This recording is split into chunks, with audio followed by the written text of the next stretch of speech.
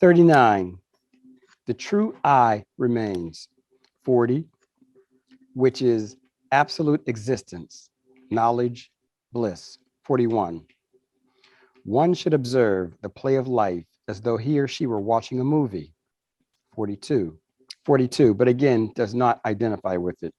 43, whatever situation one experiences, his or her reaction should be. 44, I am not involved. I am only watching it happen.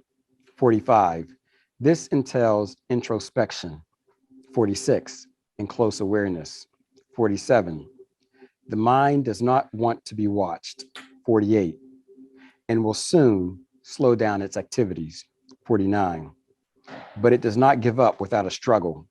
50, in many ways, it will deceive and persuade one to stop watching it. 51, it is a powerful force that is capable of dragging the attention wherever it goes. 52, unless extreme watchfulness is practiced. 53, many times it will divert the attention from its focus.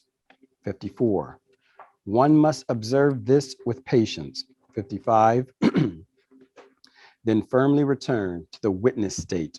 56, taking care not to fight the mind. 57, but only to gently guide it.